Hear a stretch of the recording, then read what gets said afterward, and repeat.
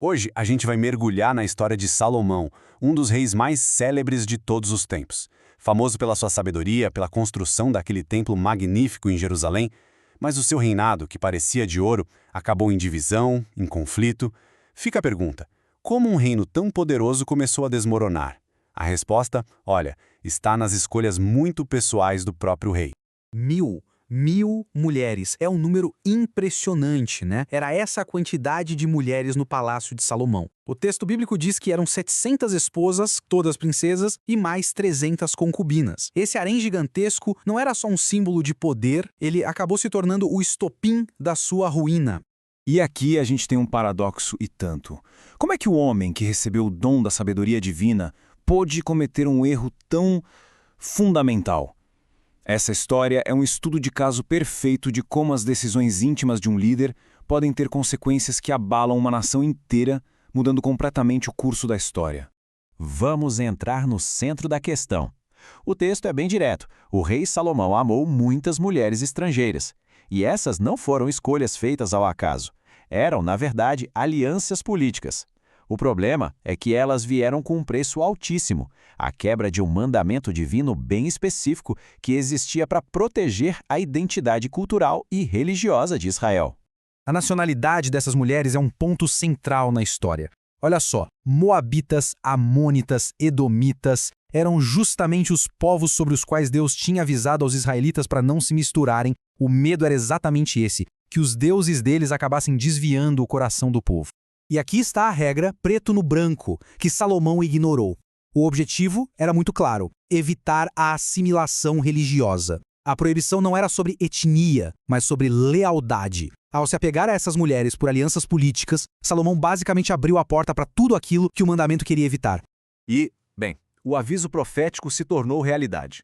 O texto não deixa dúvidas. Conforme Salomão foi envelhecendo, suas esposas conseguiram exatamente o que a regra temia. Elas o induziram a voltar-se para outros deuses. A devoção dele, que antes era total, agora estava dividida.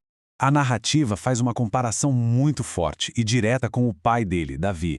Enquanto o coração de Davi é descrito como totalmente dedicado ao Senhor, o de Salomão já não era. Essa comparação só ressalta o tamanho da falha. Não foi só um erro político, foi uma falha espiritual profunda.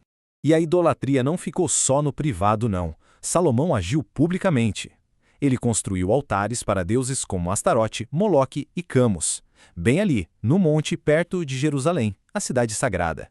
Isso foi uma afronta direta, visível a todos. Era inevitável. Essas atitudes provocaram a reação divina. A paciência chegou ao fim e o julgamento veio. A consequência, por desviar o coração, seria a divisão do próprio reino que ele tanto se esforçou para construir. A frase é curta, mas tem um peso enorme. O Senhor irou-se contra Salomão. O texto faz questão de lembrar que Deus já tinha aparecido para Salomão 2 vezes, avisando especificamente para ele não seguir outros deuses. Ou seja, a desobediência foi consciente, foi deliberada. E aqui está o veredito, direto da fonte. Esse é o ponto de virada da história. O reino, que parecia tão forte, tão unido, seria arrancado da sua família e dado a um de seus subordinados. O recado era claro: a queda estava decretada. Mas tinha um porém. Por respeito à lealdade de Davi, o pai de Salomão, a sentença completa foi adiada. Salomão não chegaria a ver a divisão total do reino em vida. Mas a semente já estava plantada e o filho dele ia herdar a tempestade. Agora vamos ver como essa profecia começou a se manifestar no mundo real. Deus começou a levantar adversários contra Salomão, e aquele império que antes era tão seguro passou a sofrer ameaças de todos os lados. As rachaduras na base do reino começaram a ficar visíveis. 3 figuras aparecem como instrumentos desse julgamento. Hadad e Rezon eram ameaças de fora, inimigos antigos que ganharam força. Mas o mais perigoso de todos era Jeroboão, uma ameaça que vinha de dentro, um homem de confiança do próprio Salomão. A história de Jeroboão é selada com um dos atos mais simbólicos de toda a narrativa. Envolve um profeta chamado Aías e um manto novinho em folha, preparando o terreno para uma declaração visual inesquecível sobre o futuro do reino. O que aconteceu foi o seguinte: o profeta Azias encontrou Jeroboão, pegou o próprio manto e rasgou em 12 pedaços, um para cada tribo de Israel. Aí ele entregou 10 desses pedaços a Jeroboão. Era um símbolo poderoso de que 10 tribos formariam um novo reino, sob o comando dele, deixando só uma para a dinastia de Davi. Com a profecia declarada assim abertamente, a tensão no reino chegou ao auge. Vamos ver como Salomão, o rei sábio, reagiu a essa ameaça direta à sua autoridade e ao seu legado. A reação de Salomão não foi de arrependimento, não. Foi de autopreservação. Ele tentou eliminar a ameaça, tentou matar Jeroboão. Isso forçou Jeroboão a fugir para o Egito, onde ele ficou esperando como um rei no exílio até a morte de Salomão. A ameaça interna agora tinha um refúgio seguro fora do país. O reinado de Salomão durou 40 anos, 4 décadas governando todo Israel, a partir de Jerusalém.